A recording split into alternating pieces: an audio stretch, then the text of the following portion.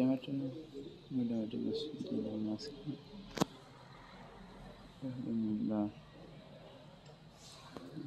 এটা হলো দ্বিতীয় জামাতে।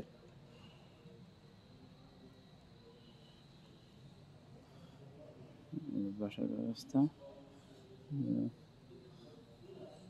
রেস্ট করার জন্য বসবে, যথেষ্ট। এটা আটকে দেয়, এক নামাজ শেষ হলে সাথে সাথে আরেক নামাজের এখান থেকে শুরু হয়। পিছনে বেড়া দেওয়া, মসজিদ মহিলাদের জায়গা।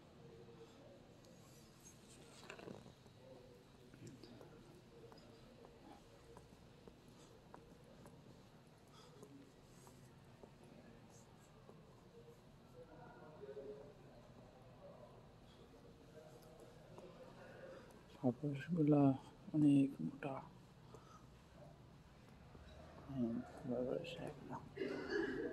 ইবাদত বন্দেগীতে ব্যস্ত সবাই, বেশি থেকে বেশি কোরআন শরীফ পড়ে, সবসময় কোরআন শরীফে পড়তে থাকে। এই কোরআন শরীফ নামাজ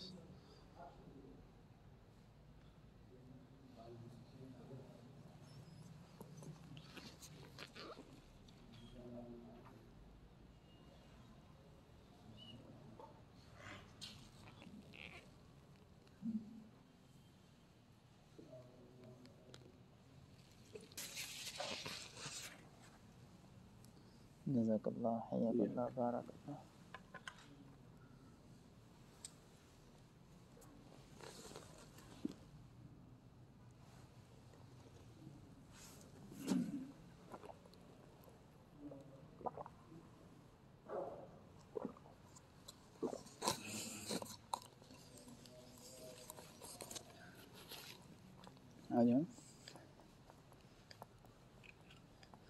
একটা জিনিস দেখে ভালো লাগলো, সেটা হলো ওরা প্রচুর কোরআন শরীফ পড়ে, সারাদিন বসে বসে কোরআন শরীফ পড়ে।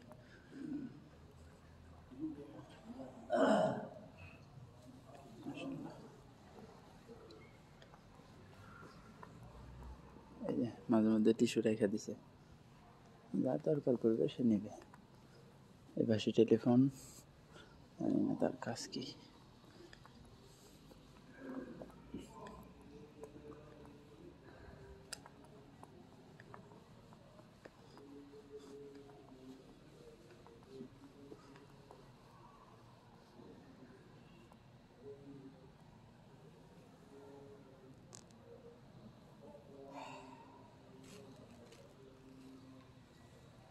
মসজিদগুলো এমনভাবে তৈরি করা যাতে পর্যাপ্ত আলো আসে।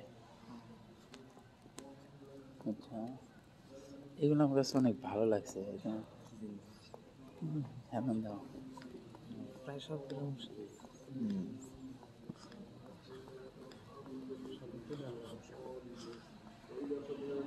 একটা জিনিস যথেষ্ট ভাই, আল্লাহর মনে করো যে গজবের হাত থেকে বাঁচার জন্য আফজালুজ যিকর তিলাওয়াতুল কুরআন। তায়েফ শহরে ঢোকার পরে শহরের ঠিক পরেই হযরত আব্দুল্লাহ ইবনে আব্বাস রাদিয়াল্লাহু তাআলা আনহু মসজিদ নামের মসজিদ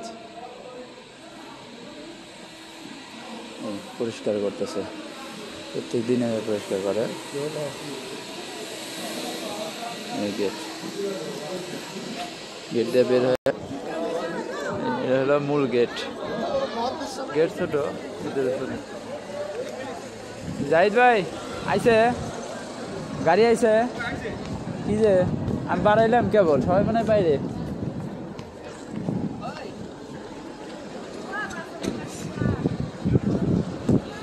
ওই পাশে মসজিদের ওই সাইডে হাতের বাম দিকে মহিলাদের ব্যবস্থা।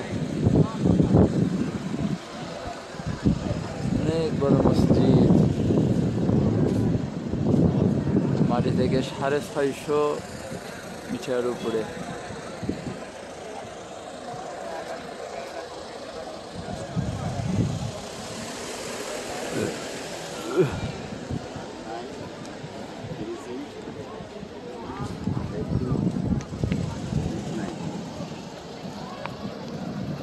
বাথরুম, আর ওইটা হচ্ছে আব্দুল্লাহ ইবনে আব্বাস রাদিয়াল্লাহু আনহু এই মসজিদের নামে একটা মাকতাবা। লাইব্রেরি। আর এই যে এটা হলো শহর, শহরের ঠিক মাঝখানে একটু সাইডে, শহরের কেন্দ্রে আব্দুল্লাহ ইবনে আব্বাস রাদিয়াল্লাহু আনহু।